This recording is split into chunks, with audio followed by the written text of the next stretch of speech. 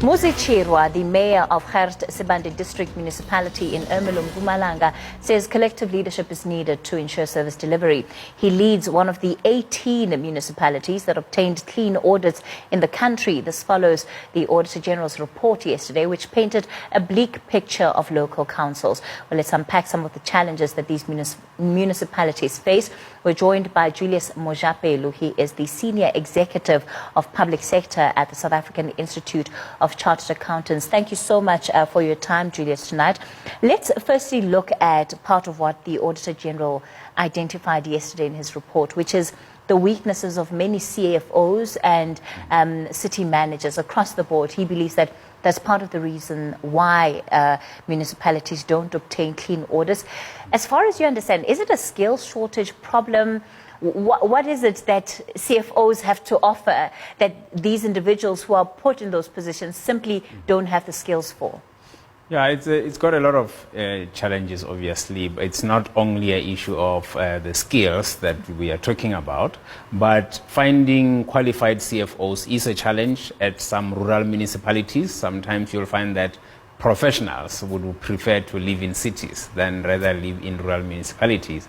But you also have a challenge of the area of municipalities not being conducive to professionals because they have options. The Auditor General alluded to intimidations that would happen, political interference. I mean, the Municipal Workers Union raised that issue to say in many instances there's political interferences in the work that these professionals do. So hence you will have a high turnover of professionals in municipalities, and also you will have some not actually wanting to get involved. And that just increases the problem, apart from the fact that there is a skills shortage in the senior finance management role. And the use of consultants, do you think that it's something that is viable for municipalities going forward? Because of course we know that the finance minister wants municipalities to completely do away with consultants. But you know, yesterday on Newzroom we had some consultants telling us that they do the bulk of the work when they get there. So is this situation going to be for the better or for the worse? Yeah, I think earlier in the month we raised the issue around the fact that we have about 68% of the municipalities that have CFOs that do not meet the minimum competency levels. The use of consultants is not going to go away until we appoint competent people. Because if you don't have people that are able to do the job that they are appointed to do, towards the end of the year, they cannot prepare financial statements. I mean, we have over 970 million that is being paid over to consultants just to prepare the financial statements. And this should be a task that any ordinary CFO in any company should be able to do. So the use of consultant is actually more a byproduct of the lack of skills in the right positions in the municipality. So how should this situation be changed? Is it an issue of upskilling people, taking CFOs on specialized courses, or what needs to happen? I think this requires consequence management. The minimum competency levels in municipalities were gazetted long time ago. I mean, we have had more than 5 to 8 years to actually upskill the people that are in the positions of CFOs.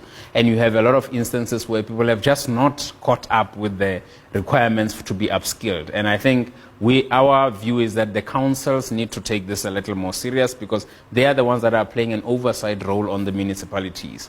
And at what point do they stop allowing their municipalities to either appoint people that are not qualified, but also to take action and include in performance contracts the fact that the incumbents need to upskill themselves as soon as possible.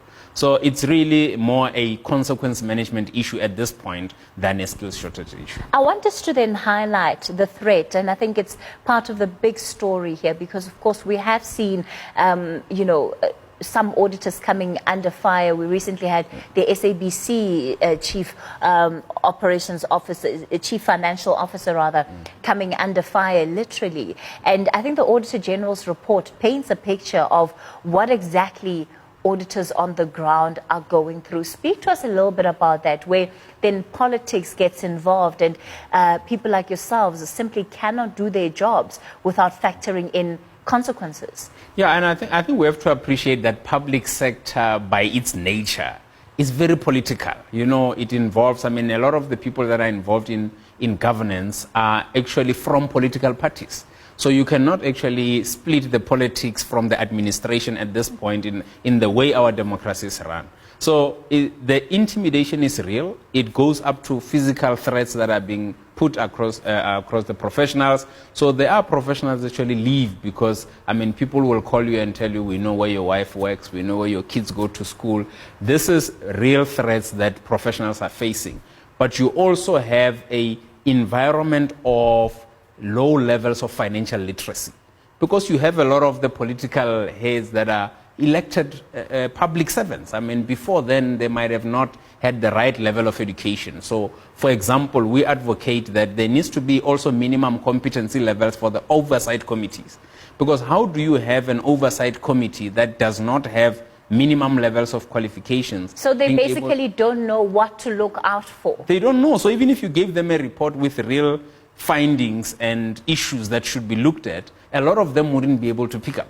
So there has to also be strengthening of the oversight committees so that they can then be able to ask the right questions of the administration. But what the kind of threats that we're seeing then leveled against the audit teams, do you think enough is done to ensure that especially chief financial officers of these municipalities, city managers, and I'd even extend that then to CFOs of SOEs, as we're hearing come out of the Zondo Commission of Inquiry. They're often the first in line as target. Do you think more support and security should be given to them? No, definitely. I mean, if we really care about this financial management environment and want it to improve, we're going to have to strengthen the support that we are giving from a security perspective to those that are responsible for implementing internal controls. And the chief finance officer, the internal auditors, and the audit committee members, those are people that usually come first in line to be threatened, because they are the ones that have to approve the tenders. They are the ones that have to raise the findings against tenders. And we have had instances where even colleagues within the municipality are actually found to be the ones that are putting each other at risk, because one colleague would sign a rogue contract with an outside supplier and another colleague would pick it up. So it's not really just only from the assurance providers. But very briefly, how would that happen practically with the way that our system is set up now? Is it a case of having these officials go and report this to the SAPS, or are there other interventions that you think could be expedited so that people are able to do their jobs independently and I think really expose where the weaknesses in the system are? Yeah. I think they need VIP protection. I think at this point, we have to start at that point where positions like chief finance officers, head of procurement in the municipal, they need to have some form of VIP protection, because as you can see with the attempted hit that was done on a chief internal auditor at the SABC, it is very difficult to actually think that you can allow such people that are raising such key findings to go around with ordinary security.